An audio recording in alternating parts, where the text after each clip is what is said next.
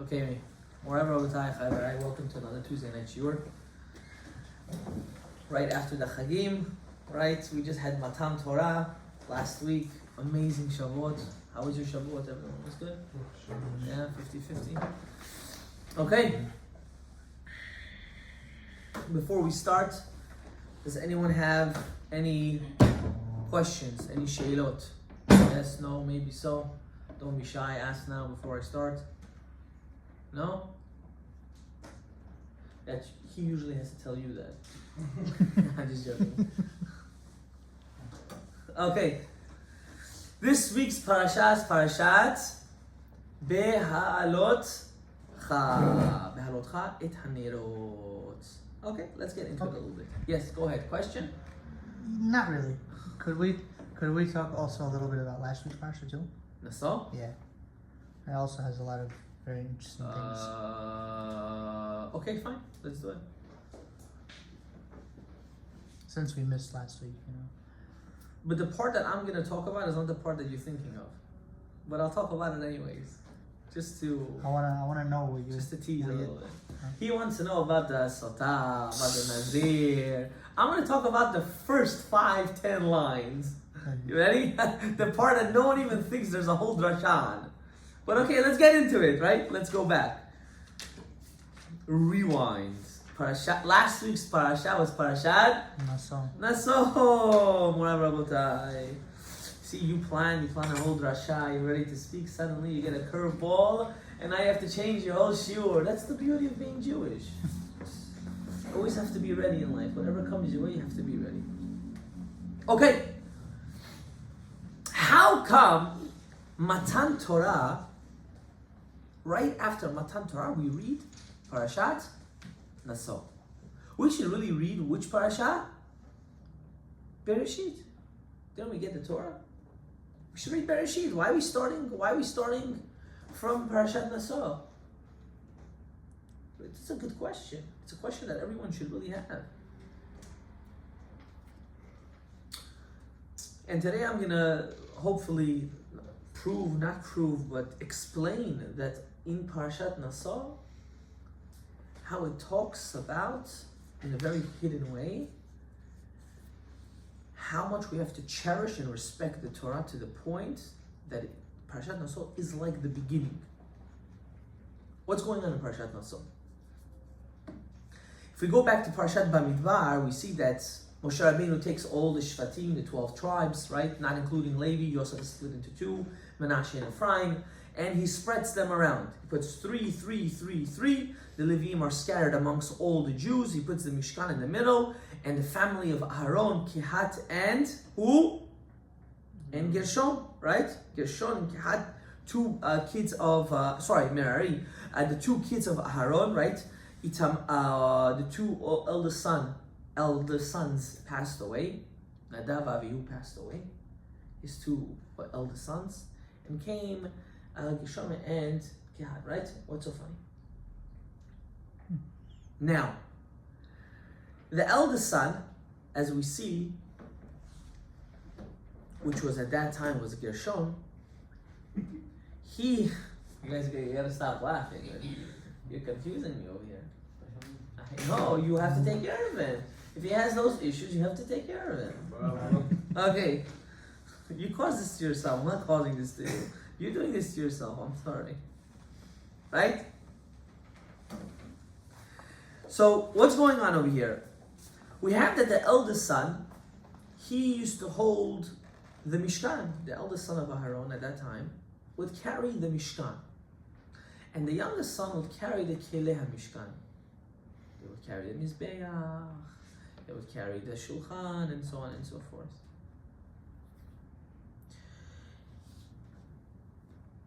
The Torah goes in specific part that in the Aharon, which the youngest son would hold, what was placed inside there? The Torah Kedusha. The Torah was always inside the Aharon. That's why when they would go to war, they would take the Aharon with them. It's very interesting. The Jews used to go to war very strange. Everyone would wear their tefillin. Imagine going to war with your tefillin on. They would carry the Aharon They would go with shofars. What's going on? This is a war? This is a dance club. What's going on over here? Well, what's the pshat? Torah warns us in the later parasha that when the Jews used to go to war, they never went stam. They didn't just go to conquer land. Every war we had was a milchemet chiyuv, was a must. That's why what's going on in Eretz Israel sometimes, a lot of poskim have a question: Can they fight? Can they not fight? Is it considered a milchemet chova, milchemet reshut? Right? David HaMelech, before he went to war, he would go as the Urim V'Tumim. He would go to the Beit HaMikdash and he would ask, "Can I go to war?"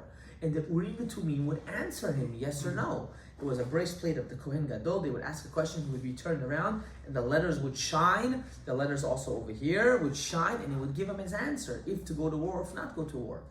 Right? And so when people ask me, am I pro Eretz Yisrael, am I not against Eretz Yisrael? So my answer is very, very scary to some people. Tzionut, Zionism, according to the Torah, is a big no-no. It's the truth. That's what it is. But I'm gonna give a twist. Hear the twist? And every gadol there holds of this. This is not something new. How about the IDF? If you're saying Zion is not good, then what about IDF? Now there's a big chiluk, there's a big difference over here, and this is something that I thought about for a very long time. The IDF, what does it stand for? You know what it stands for? What does it stand for? Israeli Defense Force. Defense Force, right? Big emphasis on defense, right? The fact that it's a defense force, it's all about defending oneself. It's something that's holy now. They're not doing it to go kill people, chas v'shalom. They're going to what? To protect and to help their own people. Which that's a mitzvah. So when people want to put all politics and religion into one, they're making a big mistake. They have to differentiate everything.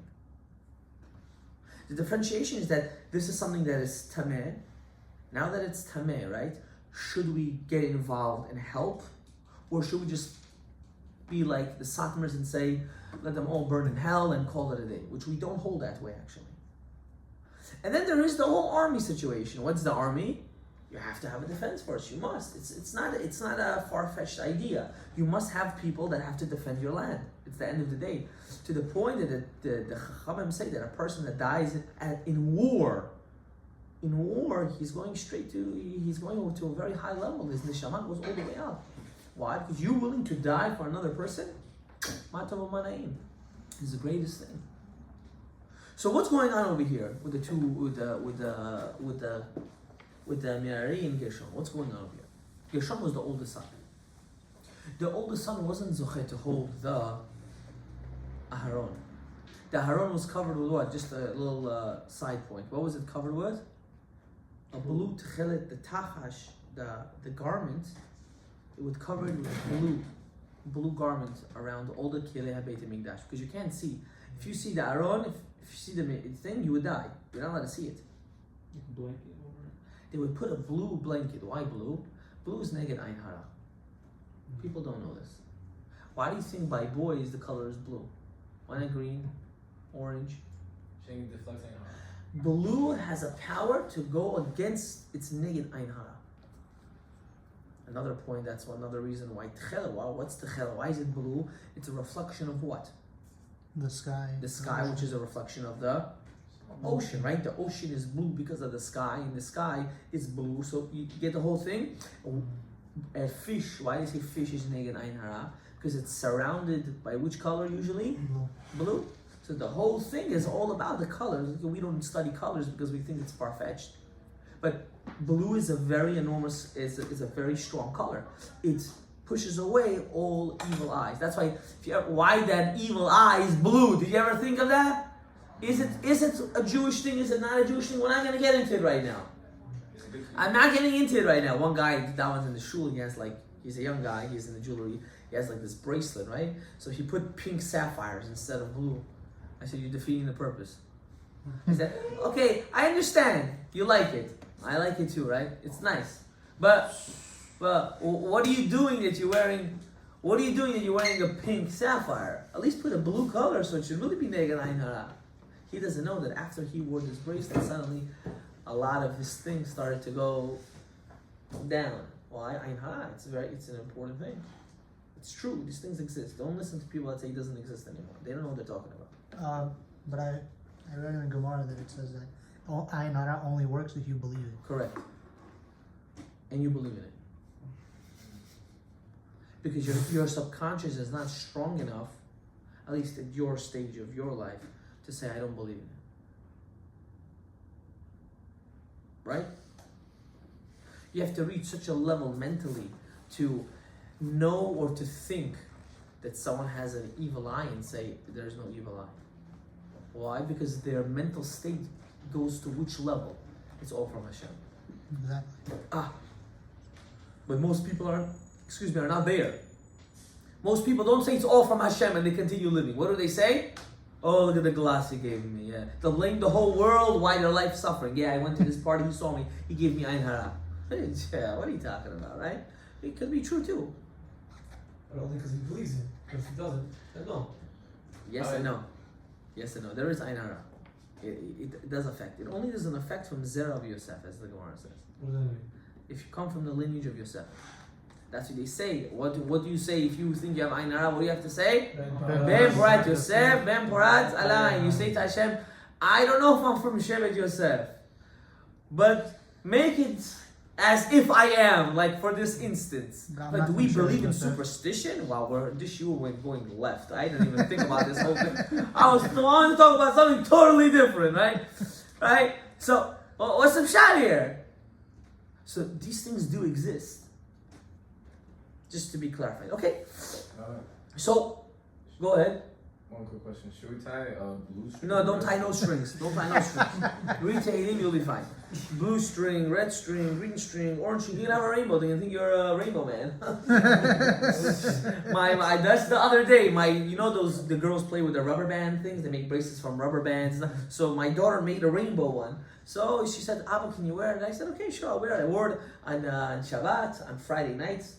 For the Suda, I forgot I have it in my hand. I went outside for a walk. A guy saw me. He's like, "Are you an advocate for it?" I was like, "What are you talking about?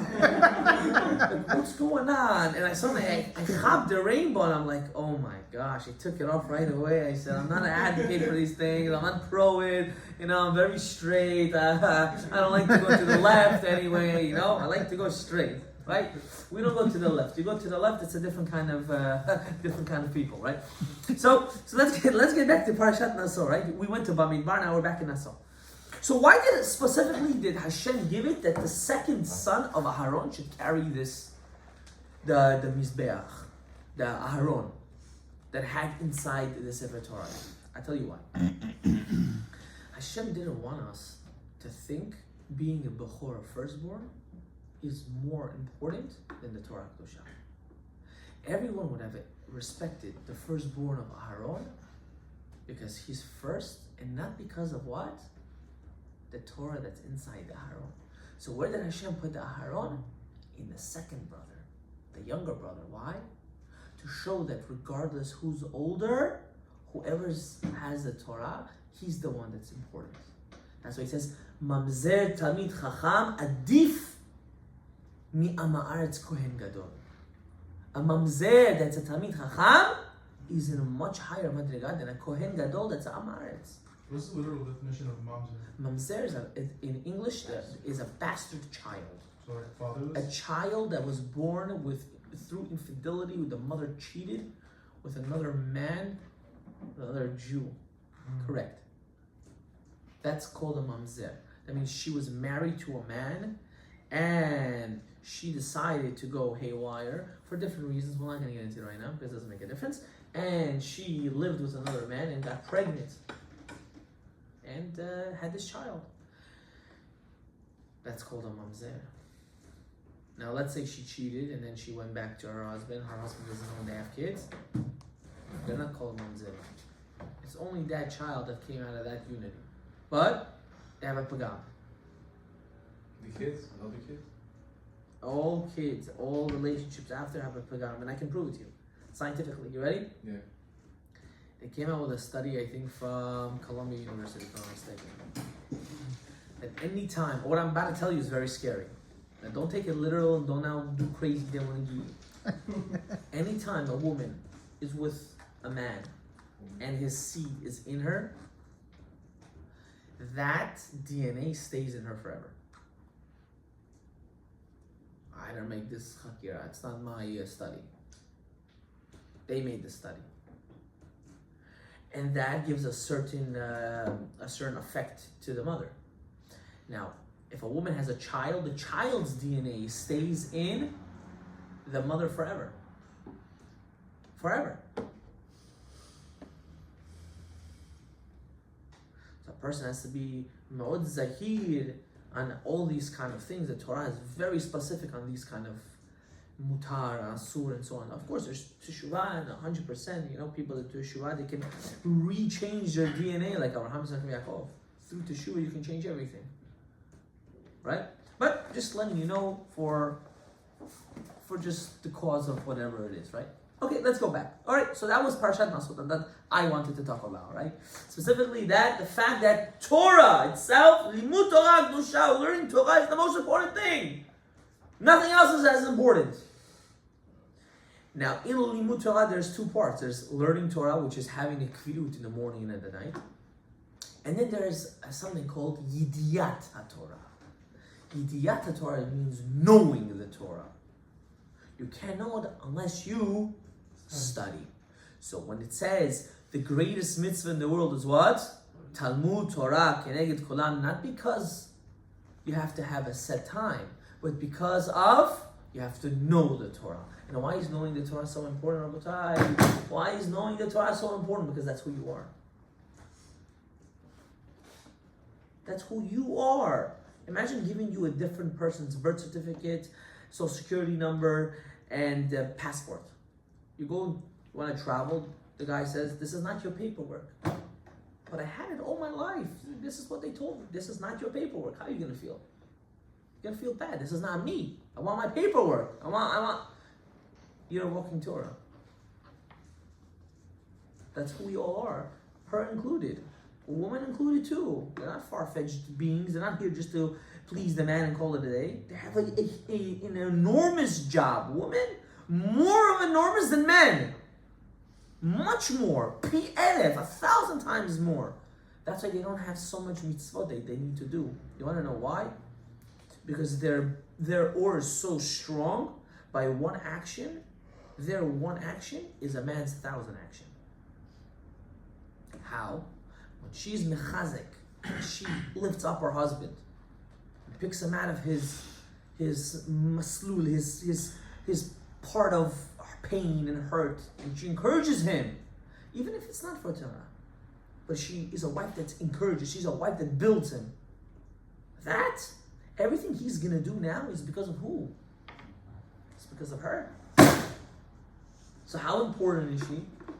Oh, but I want to get the trophy wife, Rabbi. I want to get the wife that, wow, ptsatzat at home, Rabbi. When she walks in, everyone's necks are breaking, their eyes are open, their mouth is salivating, the drool is coming out. That's what I want. Okay, no problem. Be careful what you ask for. Be careful. Because when you're going to want to grow, she's going to say, don't save your money, spend it on me. Don't think about growth and success. I want it now. I want the expensive stuff now. But wait a second. Let's figure out what to do with the money. You know what's going to happen later? You're going to have everything automatically. No, but I want it now. Oh, you want it now. You did that to yourself. I'm not saying they're all like that. There's men that are worse, right? There are men that do shtuyot day and night and day, right? So I'm just telling you as perspective. Don't now think that all men are tzaddikim. Halavai, right? I'm just giving you the scenario. So a person has to understand. Be careful what you ask for, because you're going to get it. You will get exactly what you ask for. But will you handle it? That's the question. Go ahead. If knowing the Torah is the main thing, right? Over setting aside time. Why in Shemaim did it ask you to set aside time? Actually, correct, because having a set time is equal for everyone. Everyone can learn. Right? What do we do in Shacharit? We do 2 halachot. What's the 2 halachot? No. What's the 2 halachot? In the tefillah itself. Al tikre banayich ele bonayich, right? And then we have, what's the other one? Another word, I forgot right now off my head, right? Why do we learn these 2 halachot? So everyone should be what? Have chelek la'olam haba. That's kviyut, shma in the morning, and shma at the night. If you do shma in the morning, shma at the night, you're yotzei of kviyut of learning, according to some opinions. But then there's another din of knowing Torah, to develop and to conquer yourself to actually know, mamash know. How are you going to get there? How are you going to get to knowing? Only by learning. So it's 2 different things. Unfortunately, there are people that cannot learn. Right? We see in the Gemara all the time. Right? Rav Acha Bar Yaakov. We see in the Gemara, Kiddushin, black and white. What happened? He sent his son to go learn by Abaye. He came back, he didn't know. He said, you stay here, I'm going to go learn. You can't learn, I'm going to go learn instead. So a person has to understand, what is that, why is learning Torah so, we get this wrong. This is what happens when other cultures are mitbalbel in our heads. Other cultures. They learn in order to know and to work. We learn, our Torah for us to learn is not just for that. It's to actually know God. To actually know HaKadosh Baruch Hu. All the psychology and all the how the world works and everything. Let's say astronomy, numerology that everyone's starting to get into, but people have no idea really what it's all about, right? Even though the Torah talks about it. It talks about everything. Refuah, law, whatever you can imagine, it's all here. But what happened? We grew up in, unfortunately, through so much pain and suffering through the galut. What did we always hear? Hunar, you gotta learn how to make money. Money. Your whole life is based on what? This money. How about Odam? How are you gonna be a human being? Where did that go? How am I gonna know how to live? How am I gonna know how to act? How am I gonna know how to deal with my wife and my kids and my spouse and my in-laws? Let's say they're dealing with it. How am I gonna deal with them? There's a way, there's a way how to do it. You don't need to hate the world because the world is the way it is. You have to learn. Through learning, you get chokhmah. The more chokhmah you have, the more you know how to handle people around you. But they don't teach us this. They don't tell us this. But that's not their fault. It's your job to go out and seek it. At the end of the day, how smart as you are, how rich as you are, and if you have a problem in your life, and no one physically can help you, who do you run to? You run to the rabbi. All your life you're denying this guy. This guy looks homeless, smells like he came from a homeless institution, learns all day, doesn't know eBay, he doesn't know anything about the outside world. But what do? You go to him. Can I have some advice? Why are you going to him? You're such a hypocrite. Because deep down we know what he knows is ultimate. That's godly. That's godly. That's why the Torah has no end. It's mamash godly. You can still have a good life. People, don't get confused. You can enjoy your life, enjoy your wife, go on vacations, eat the best food, drink the greatest wines, sip on the most expensive whiskeys, smoke the biggest and aged cigars you want in the world, drive the most expensive car, everything. It's not a contradiction for you to learn Torah. It's not a contradiction. But when people think of Torah, they think about this world, they think it has to be totally separated. And that's not true. It's not true. Exhibit A, I enjoy my life very well. I go on vacation all the time. Baruch Hashem, I have a good parnasa. I have a house. What more can I want? What's left? What's left already? Nothing. Now you have to be mashkiya learning Torah. And all these fundamentals came from where? Came from here. That's why Hashem He's paying when we don't learn. He's saying, I'm giving you my knowledge. I'm giving you ultimate. I'm giving you everything. And instead of embracing it, what are you doing? You're spitting at it. Then we ask why our life is not the way it's supposed to be. Because you're not investing in what it's supposed to be invested in. Be rich. I hope all of you become billionaires. Don't get me wrong. Every single one of you. Jews need to be rich. They need. The Gemara says that every Talmid Chacham was filthy rich. Filthy rich. They had everything. Why? Because if they didn't have, they wouldn't be able to deal with the people. So Hashem blessed them with an abundance. It was a huge abundance. So they can be mashkiah and learning. So don't think it's a stira. It's not a stira. Okay. Now let's get to this week's parsha. You had a question, Yoshua? Ask your question. I have a question. I was going to say, you said about contradicting about money and Torah or whatever, right? But now I was going to ask, when you let's just say someone's very successful, has nice physical, this, that, and he learns. Does that also distribute from Ayamara? Is that by you staying close to God? And Okay, so there's two. Let's break it down. First of all, there's what do you do when you do have the money. That's definitely give. 1 second. Let me Definitely finish. give Torah. You how do you use it for yourself? Okay. Now there's a person in our culture, we call it a V-bone. You know what that means? Yes, Right. sir. Those kind of people. I don't know if I should say this on air, but I'll say it anyways. I think it was 2011, if I'm not mistaken. There was a very rich guy, and on TV he decided to show that he had a golden bathroom or a golden doorknob. I don't want to say his name because people definitely know him. The year he showed it, everything went down. You're spending your money on a golden doorknob. B'chayech, you have nothing to do with your money. People are trying to build and grow, and you building a toilet, or you're gonna crap on. That's what you're wasting your money on. That's called bat tashchit. That's called idiotic, stupid. It's stupid. You can't take your money and use it for nonsense. Can you indulge? You could indulge, but the level of indulgement also has a level. You can't be ishak. You know that? You can't be a donkey at the end of the day. You're a human being, right? Human has to act like an odam. You have to act like a human. The purpose of us is to help others. If we're not doing that, we're not doing our purpose. So let's say, if I'll give you an example, right? I'm going to a certain extreme, but you don't have to take that as really. You ever saw the owner of B&H? He's a very wealthy man. You ever saw him? You wouldn't tell the difference from him from any other yoeli out there. All the same. He still drives, if I'm not mistaken, the old Volkswagen, the long one. The guy's a multi-millionaire. What are you doing? What are you doing? Get yourself a normal car. For what?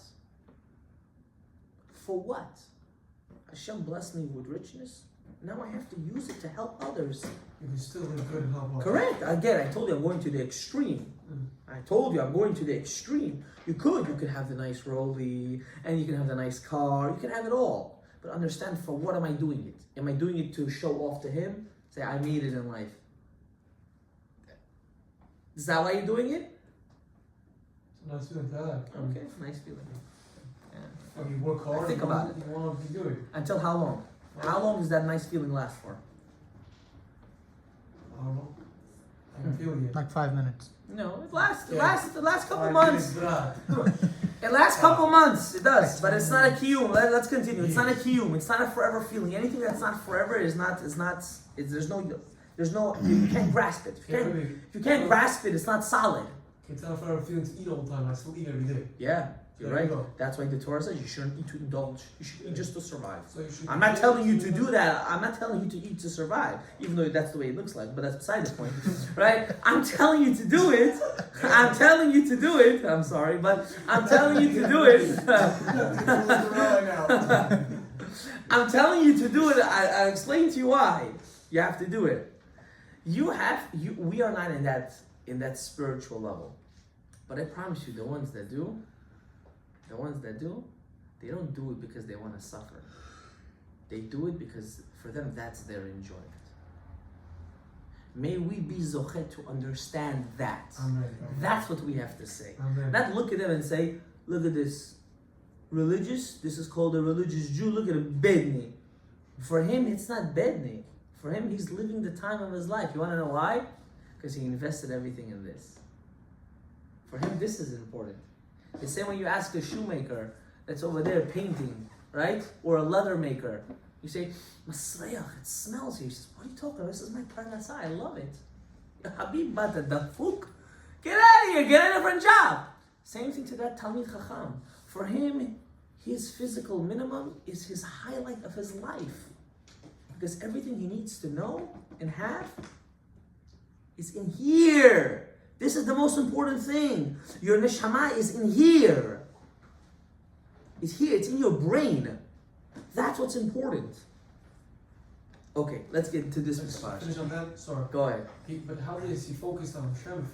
If he, in order for him to become a billionaire, he has to put a lot of time in that way, not this way. Talking about money right now? Investing, you should invest in time. I'm not talking about money specifically. You want time, right? Into the business that this specific guy you're talking about. He didn't invest so much time into God, obviously, because he's that successful. It takes time. Not necessarily. No, don't say that.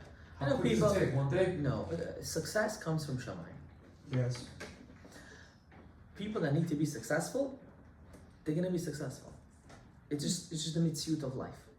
True. And you and I both know this, and we know this about people that didn't know until today. They didn't know how to read and write, and they're rolling on things beyond our understanding. Right? Okay. Now, with that said, of course, a person has to be mashkia, his time and effort into his business. No one's denying that. But at the same time, you can't take that time and deprive it from things that are also important, like family, kids, you and your wife, which is very underrated, especially in this community. The most important thing is your wife and your relationship. I want you guys to know I'm a very big advocate for that. Not to be padyuka, as they say. I don't believe in that. That's another issue. I'm not talking about that. I'm talking about being a man. Knowing how to spoil your spouse. That's exactly what I mean. Most important thing. Family, you cannot deprive, because you're in business, deprive everyone around you. You can't do that. Because you know what happens then? You don't have the business and you don't have anything else too. Because when you're here, you're thinking about this, and when you're there, you're thinking about that. And then what happens? You don't have this and you don't have that. And then when you show them how much you did everything for you, they said, but you are not here! Why do I need all this? Why? Why do I need all this if you are not here? You're not present. But I'm here. No, you're not. This is in a different world. I don't need that. I don't want that. They won't admit it. Why? Because I know I'm not going to get it my husband. So you know what? I want the watch. I want the car. I want the dress. I want and I want and I want and I want. And who caused that I want and I want and I want? You yourself. That's what happens. Then we cry, Rabbi, I married a take her. Izebel I married. Get her out of my face. No. It is your own making. It is your own making. Okay, let's get into this week's parsha. Before I get into this week's parsha, does anyone have any questions? Anything? Yes, no, maybe so. Okay, let's go. This week is a very, very strange parasha. Very strange. We see the inauguration of the tribe of Levi. The whole tribe got inaugurated.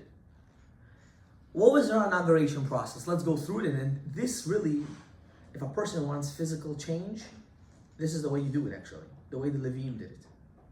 What did the Leviim do? Hashem told Moshe, call the tribe of Levi and take them out from the tribes that they were living among. The tribe of Levi lived everywhere. They didn't have a place. So they lived some in Reuven, some in Shimon, some in Yehuda, some in Asher, and so on and so forth, right? Mostly in Shevet Asher, because Shevet Asher, the woman over there, their dam nida wasn't dam tameh, it was dam tahor. I don't want to get into it halachically right now, but there's different shades of red. And when a woman has her menstrual cycle, there are certain reds that are not considered tameh. So even though she would bleed, she wouldn't need to separate from her husband. So the tribe of Levi would want to marry from that tribe. Why? Because they always needed to be tahor. They couldn't be tameh. Nowadays, we don't know how to differentiate this blood at all. Red is red. Until Mashiach Tzidkenu, when Eliyahu Navi is going to come and teach us the difference between the colors of red, to know which one's tahor and which one is tameh. The same way white, right? It's tzarat. The Kohen would have to go to the person's house, pes, right? It's called holy cow disease. You ever went to over here Family Dollar? You ever saw the chorny guy that has these white spots on him? It's called a holy cow. That's tzarat. Oh yeah, so It exists. It's called pes. That's what it is. There are people that have it. Don't look at it as far-fetched. It's rare, but I it's thought it was from Lashon Hara. it is. It's from sins. It's a spiritual disease that starts to affect the body. It comes from Lashon Hara and so on and so forth. Not only Lashon Hara. The Gemara gives a whole different whole thing about where it comes from. But it exists. It's not common, but it exists. Now, why was I saying this? Because there's many different shades of red as well. There's a shade of white. The Gemara goes, there's sheep skin white, then there's snow white, there's milk white, and all the different kind of categories, which again, we are not bikim, we're not experts on it, so we all say if you have it, you are considered tameh. Now, so what did the Leviim have to do? Moshe Rabbeinu said, bring all the Leviim. Why? Because they're amongst the nation and they're tameh. Tameh met, tameh this, tameh. We have to first take them out of the tumah. Okay. And then what do they have to do? They have to shave all the hair on their body. Can you imagine that? You come home, not bald hair, no eyebrows, no eyelashes, everything. Everything. What do you look like? You look like Freddy Krueger. No hair? The beauty of a human being is his hair. You take away the hair, what's going to be left? You look like Shlomazel. And that's what got Korach, actually. That's already further on, right? That's another two parashas. What did Korach's wife say? Look at you. Debil, look how you look like. What happened to you? You have no hair. You know, Moshe did this by purpose. She did. He went a little haywire. He said, watch what I'm going to do to Moshe. And he made a rebellion. And what happened? He's under the ground. What was his last words he said, Korach? Moshe emet v'torato emet. Moshe is true and his Torah is true. Can you imagine? That's at the end. You have to give kavsut for him. For a man to admit his wrong in his last breath, it's the greatest thing in the world. Okay, well, we're not talking about Korach. Next, this week. So, you have to shave off all the hair, and then what happens?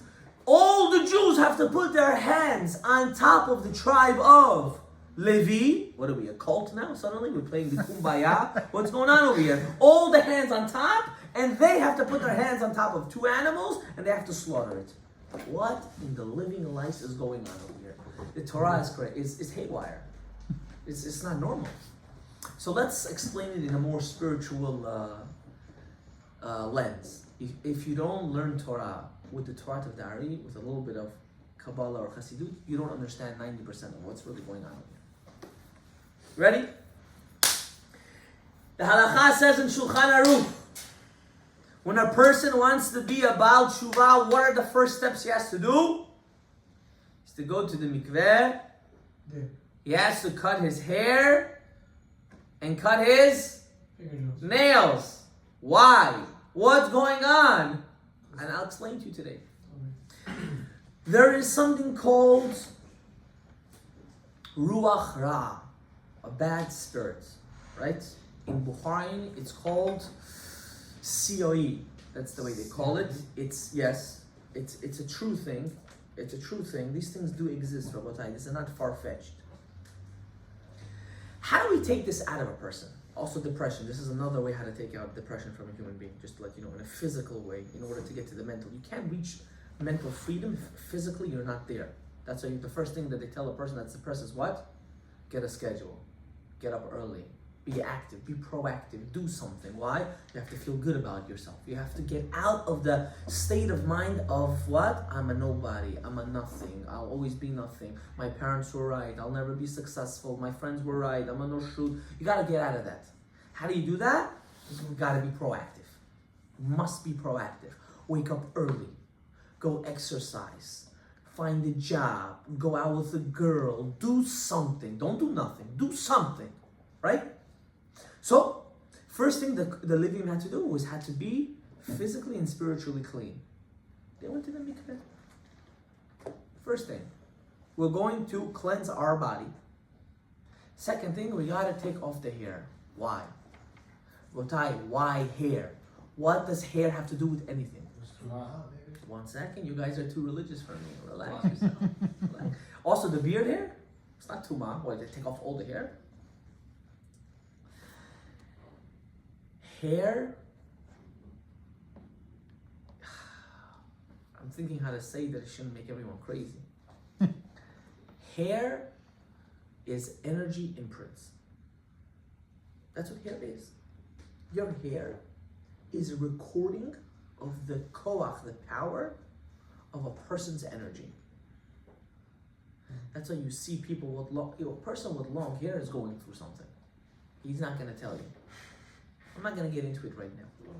When a person has long hair, there's something mentally there's a certain blockage. There's a certain blockage. Suddenly he'll take off the hair. There's a feeling that's, there's a certain weight lifted off your shoulders. I'm telling you, people think I'm crazy when I say this, but I'm telling you, I know, I had long hair. What about the beard? I had hair until here. I know this, not just my peot, my full set of head. And at that time, even though I was doing it for certain reasons, I was going through a mental and spiritual renewal. I'm not going to get into it right now. Maybe one day I'll talk about it in depth, but I'm not going to talk about it right now. First thing, that's why you have to take care of it. First thing, you want to get out of it? Take away all the past imprint in your life. Take it away. You got to take it all away. Off. Get rid of it. Off. I don't want it at all. The Levim were becoming new human beings. And why we put our hands on top of the Levim? On their head. Why on their head? Because what are we actually telling them? We are giving the power. Everyone else, is giving you the power to be our advocates. And a father, right? When he gives his son at 13, he says he's a man. Where does he put his hand? On the head of the child. He's saying, now you are your own man. Now I don't need to answer for you. You are on your own. A person, when he slaughters an animal in the time of the Beit HaMikdash, what do? They put their hand on top of what? The head. On top of the animal. What are you doing? What are we? Different religions? What is it, idol worship? No. What are we saying? We're saying, God, this animal is supposed to be me. You had to take me and slaughter me right now. The blood had to gush out and sprinkle, and the steam of the heat had to come out of my neck. But instead, you allowed me to substitute myself with this animal. You know the animal of a sacrifice? You know how many searches they had to do on this animal? Not even one blemish. If the eye colors were different, if it was kasoy, if one of the eyes were kasoy even, you couldn't even use it for a sacrifice. If they didn't look normally, evenly, you couldn't use that animal. Can you imagine what was going on at the time of the Beit HaMikdash? That was like an animal. It was like a zoo. It was a farm over there. It was a farm. It was a baker. It was a butcher shop and a bakery. That's what it was. Kohanim would eat all day. And then at night they would fight who would throw out the garbage. Yeah, they would all fight. That was like a highlight of the day. Who's throwing out the garbage? Now, what was the garbage? All the ashes of all the korbanot. Thousands of animals a day. That's why you say Kohanim, all Kohanim have stomach problems. It's a genetic problem. Where from where? From the time of the Beit HaMikdash. It says that two rabbis in the time of the Gemara, they were so fat from eating so much food that little goats would run under their stomachs. When they would talk, they were so big, one stomach ended here, the other one the other side. Stomach to stomach, goats would run past their stomach. Imagine such a thing. Imagine how big you had to be in order to get to such a level. It's not on anyone, right? No, they would have to eat everything. Oh, wow. I think there was one time ago, the Gemara says that I think Rabbi Shmuel ate, if I'm not mistaken on the number, like, how much? 40 chicks. Kakoi 40 was like 300 something. What? That's insane. In one day. In one day. Baby chicks. And he couldn't say no. He's doing the sacrifice. How much can you eat already? What are you going to say? Cholesterol? You cannot die from that. You could die from that. This is Torah. It's Torah.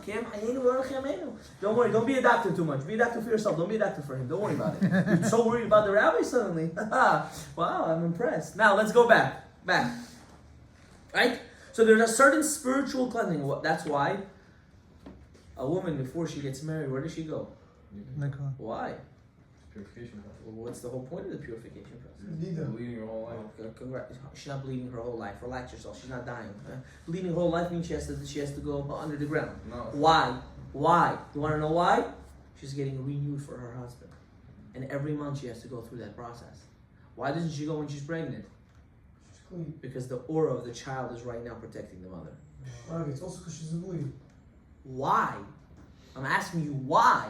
Because of an egg. Because the child there is substituting everything that she needs to not be renewed. Because that light that you gave to that mother right now is producing that child in its fullest. And oy va'avoy for a woman that cheats on her husband when she's pregnant. Oy va'avoy la. Wow. She doesn't know what damage she's doing to that child. Oy va'avoy la. She doesn't know what kilkul she's going to do to that child mentally when he's going to grow up. What, do you think it's for nothing? Our Torah is a game, skaska for everyone? Every breath, every eye, every blink has a reason. It's your job to live to your fullest. Your job and my job to live to our fullest. And that's why the Leviim were considered so holy. Because we told them you were going to be our advocates. Rabotai, if you want change, you want real change in your life, you have to take action. You must. You have to be that Levi in the house. I asked my Rebbe one time, I said, Rebbe, I hate taking out the garbage at night. I hate it. What kind of nonsense is this? Men taking out the garbage? My father in his life never took out the garbage. At least when we were home. Now I see he takes out the garbage. I said, my father to go throw out the garbage? Are you joking with me? The garbage would be on top of my mother if she would ever say such a thing like that. What kind of I should throw out garbage? What nonsense is this? He came to me, he said, sit down, let me tell you something. He said, if you don't treat your house like it's a Beit HaMikdash, then you're treating it like it's a house of Avodah Zarah. I said, what do you mean? He said, in the Beit HaMikdash, the Kohanim would fight who would throw out the garbage. You have to look at your house like the Beit HaMikdash. You have to run to throw out the garbage. Why? Because everything in that garbage was once holy. And you're the one that's taking the leftover holiness and you're disposing of it.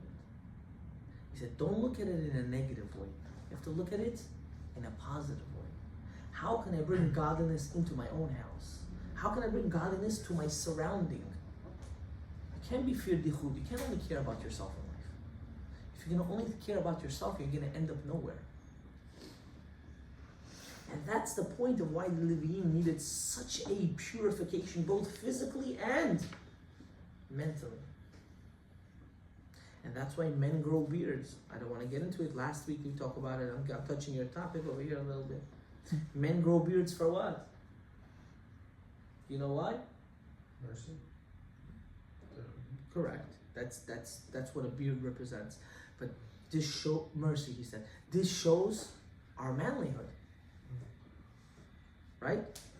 People they used to go to war. You think they ever went to war clean shaved? Never. This is a new thing. Why? Because now, first of all, nowadays there is no man-to-man combat. Everything is pew pew like that, right? Back in the day, the scarier you looked, the more manly you looked, the more. Look at the UFC fighters. Most of them, take a look. They have facial hair. You ever looked at that before? Think about it. Not because now most of them come from the Muslim countries. Not because of that. Also because when you punch, when you have a beard, it's like a cushion. There's a whole mental thing behind it too, right? I know a little bit, right? I'm not a caveman all the way, right? But why? This shows bagrut, maturity.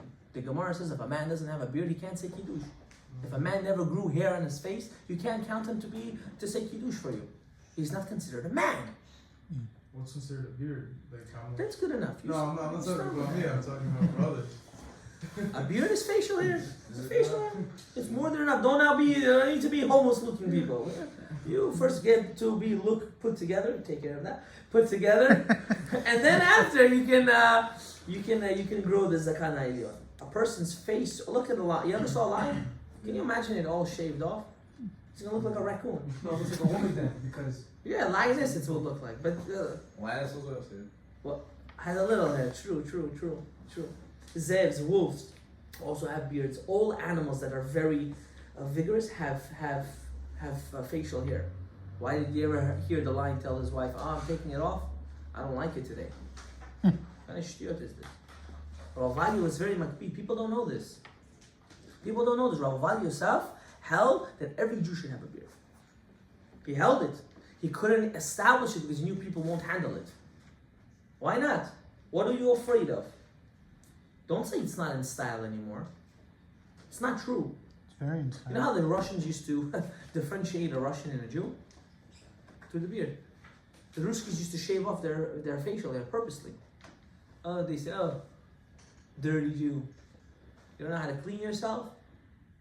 What is this?" That's the way you used to say it. Also, hat. A Jew would have to always take off his hat when he saw a officer go to court. They didn't have to. We needed to in the beginning, and then it changed that they also had to. For us, it's the exact opposite. Respect is to keep the hat on. This whole world is hafuf. It's all mixed up. Why? Because we don't learn Torah. We think this sefer is for cavemen. It's not for cavemen. The whole world is running on this.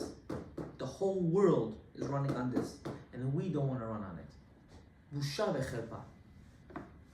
Imagine adopting a child, and the child wants to have your last name, but your own kid doesn't want to have your last name. How are you gonna feel? what, a child? Yeah.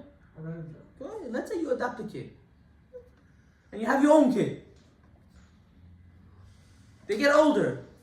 Your kid said, "I want to change my last name." I'm not gonna say your last name on camera.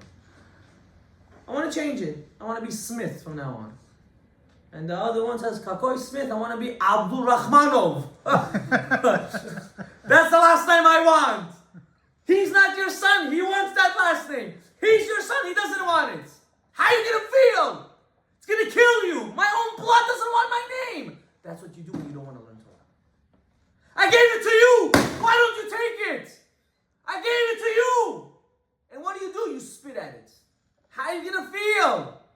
We do that every single day in our life. Every day we do that. When what? When we close the book and say, "This is for cavemen." Oh, you don't know how to learn? No problem. Find someone to teach you. Oh, you don't like basic things? You want to go in depth? Find someone that will teach you it. But don't say it's not for you. Does anyone have any questions? From earlier, I had a question. Go ahead. You were saying about the different colors of the time, like whenever they were differentiating between the tahor, I don't remember, the tamei and what was the other one? Tamei and Tahor? Yeah, tamei and tahor. Okay. So you said that when Mashiach comes, we're going to be able to learn about it. What's gonna happen? Eliyahu Navi is gonna come and he's gonna fib in the plug that we lost. What happens when there's something called in halacha safek deoraita lechumra, which is anything that's biblical law. We always got to go more on the stringent side and less on the lenient side. Why? Because it's biblical. Like Shabbat, Chagim, second day of Yom Tov is rabbinical, so there's a lot of leniencies to it, right? Because of that, when he will come, he will say, "This is what you were missing, and I'm here to." It's not that we don't do it; we do it, but we're always stringent and we're not lenient. That's what it says. I'm sorry to cut you. That's what it says. David HaMelech was in his palace looking at blood all day. You know what the Mefarshim say? What kind of blood he was looking at? All day he was looking at dam nida. This woman is mutar. This one is asur. This one's tahor. This one's not tahor. David HaMelech. We know David HaMelech because of the Christians, because of the movies they make and the stories they say. If you ever learned Shmuel and Melachim, oh my gosh, your jaw's gonna drop. This man wasn't a regular man. He had such a love to God that he devoted everything, every fiber of his body to God. Everything. He reached, no one will ever reach what he reached. Dari writes in black and white. He fixed his whole soul. Nefesh, ruach, neshama, chaya, yichida. All 5 parts. Actually, the last, okay, it's Machlok and the last two, that Mashiach is going to come, we're going to fix that, right? But he fixed everything in one shot. Everything. That's how of a person he was. Okay, continue. You just got me excited. Go ahead. So by that time, when we're gonna already start to learn to differentiate, we're not. It's still gonna be. There's still gonna be a period. Oh, so you asked a good question. You're asking, when Mashiach comes, there's still going to be the chet of Adam Rishon and the chet of the Egel, right? Why do we have certain mitzvot? Why do men need to work and women need to go through their whole cycle and child problems? Because we ate from the Eitz Hadat. That was our curse, right? I want you to understand something. After Mashiach Tzidkenu comes, there's going to be another period of time that we're still going to keep all the mitzvot the way it is. Everything is going to still be the same until we physically and spiritually go up and up. This world, I'm sorry to break it to you, is going to be around for billions of years. Billions? Billions. Without exaggeration. When Mashiach. Billions. I'll explain to you what I mean. People that think the world is going to end after 6,000 years, it's living in a Skaskaland. What? That's it? It's finished? We're done? What's the point? Reboot. Reboot what? What are you rebooting? What's the point of rebooting if there's nothing to reboot? Is there It's been done before. No, it hasn't. Wrong. Asteroid. Wrong. Not shut your mouth, asteroid. What are you saying, asteroid? That wasn't a reboot. What was that? I'll explain to you. That I'll explain to you. No, wrong. I'll explain to you. Reboot means a new world. It wasn't a new world. You're talking about it, the Gemara. The Gemara says Masachet Chagiga that God created the world and destroyed it. Created and destroyed it. Created and destroyed it. Created and destroyed it. Yeah. The Gemara says this. Black and white Gemara. He created and destroyed. What kind of theology is this? God's going to create and destroy? No, I'll explain to you what it means. When God created the world, He created 10 sfirot, 10 barreled up energies. I'm going to go very fast because I don't want to get into this topic right now, right? The bottom 7 sfirot, which was in Olam HaTzilut, which is purely godly, where you feel the presence of God, they decided that they're going to work selfishly, each one on their own. That's how they wanted to work. But God wanted them to work together. So what happened? While they were transferring each other their power to one another, they broke. Those vessels broke. That's what they call the Big Bang. It broke. And where did it go? To this world. Olam HaAsiya. So that means it went down from Atzilut to Bria, Yitzira, and Asiya. Our job is to pick up all those vessels that broke. How do we do that? By keeping Torah mitzvot.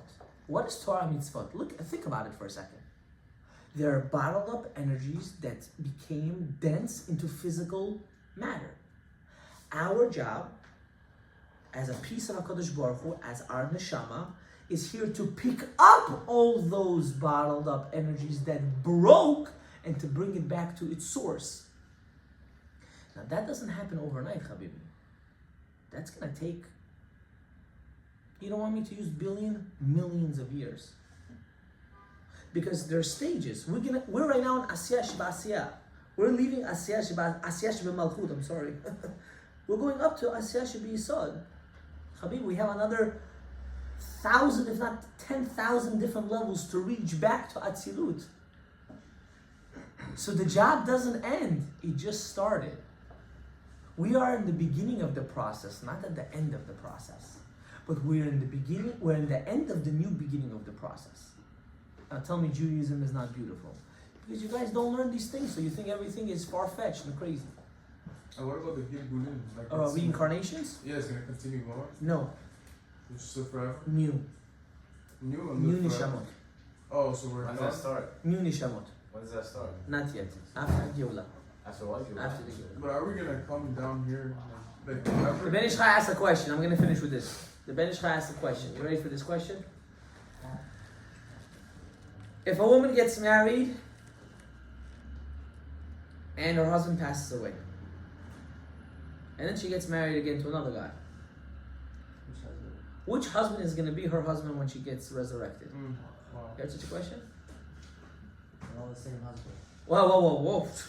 Spakois, I don't know about who's all the same over here, but focus for a second. Don't the souls travel and whatnot? True, but two different men. Let me say the question again. Husband and wife got married. Husband dies. Rahmat Koneh. They do the Kaddish, the Yushvos, everything is done. She gets remarried. She wants to continue living. Why not? It's her right to continue. She gets married. They both die eventually. Now, the dead is going to get up. And it will get up. It will get up. The dead will get up. And if you don't believe in it, you're a kofar beikar. The dead will get up. This guy's going to say, she's my wife. This guy's going to say, she's my wife. What's going to be? Scandal. Jam. Imagine everyone's coming out from the grave and they're already fighting with each other. Over what? Over a woman. The world never ends. Always back to... That's why I always say, if a woman knew her power, she can control the world. The problem is all the women nowadays are without brain. And I'll tell you why. Now the ones that are tzadkaniyot. I'm talking about the ones that are not tzadkaniyot. I'll tell you, you want to know why? Don't be so sensitive over here. I'll tell you why. Because if they knew if they're going to be good, all the men will also be good, there would be no bad men. The fact that they act bad, men also act bad. Why? Because they want to attract them. And then what happens? Problems. But if they would be tzadkaniyot, they would say, no, we're only going to do what's good. What are all the men going to do? They're going to be saldatki. Why? Because they know they're not going to be able to continue living without a good wife. But now you know that she's a baddie. She's good. And what? You're also going to be a little, what? You're going to play the game. You're going to be a bad boy. You don't care. Why? Because you know you're going to get that kind of wife. But let's say she was a tzaddiket and she says, I don't do these kind of things. Don't even look my way. What's going to happen to you? 360 flip overnight. Why? Because you want that. So who's really in control of all this? Don't answer. Right? So imagine the power of a woman. That's why I started the shiur, you were not here. That even though a woman has less mitzvot, it's much greater. Because with one of her mitzvahs she can do, she can change the course of her whole family's life. Any other questions? You never finished with what's going to happen after everybody... Also, like with the men. Also, the Ben Ish Chai says, I don't know. Oh, wow. That's what he answers in his book. He said, we have to wait till Mashiach to come to tell us. But it's mashma, the Ben Ish Chai says, it's mashma that she can marry anyone. How do we know this? Does everyone know what a halal is? A halal is a kohen that married a divorced or let's say a divorced woman. A kohen can't marry a divorced woman, right? They get married and she has kids. Those kids are considered halali forever. How about the guy himself? No. Wait, 1 second. He is a halal, but he's not a halal forever. He's a halal only as long as he is married to. As long as he's married to her. As long as he's married to her. Once she dies, can he go back? Can he go up to the Torah as a kohen? No. He doesn't have... Yes. Why? Because he's not attached to her anymore. So my assumption is that once someone dies, there's a certain restart. In Shamayim, not necessarily are you going to meet your wife. I don't want to go into another tangent. Not necessarily. We read it in the Zohar on Shabbat. Woe to the person that goes up there and he doesn't see his wife. Woe. What are you going to do? You see another lady. Some adjuah coming out. Oh, what's going on over here? Just stop. You're going to have a heart attack there. What's going to be? Do Torah mitzvot, you're going to get your bat zug. If you're not going to do your bat zug, what are you going to have? Some Freddy Krueger looking person. Rabotai, Torah mitzvot, ki em hayeinu v'orachamenu. Trust me. Well, so you're saying because you're not going to live the righteous way, you might... Everything in life, everything, whatever you do, everything is a attraction of energy. I want you to understand this. We just don't talk about it in this way because we don't want to sound like we're Buddhists or we're Hindus and stuff. But everything is an attraction of energy. What you think, that's what you create. What you speak, that's what you create. What you do, that's what you created. Right? The Torah mitzvot is not here for God to control us, but for us to fix the world. And if you don't do your part by fixing the world, that means you made a blemish, you made a damage. You can't expect for all goodness if you yourself didn't attract that goodness. So let's say someone has a very bad life. He was born in bad stars. He has a bad mazal. He has to learn, unfortunately, he has to live with it.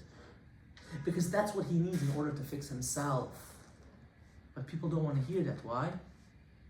Because that means I have to take a toll. Not knowing that toll is for your benefit. You understand the difference now?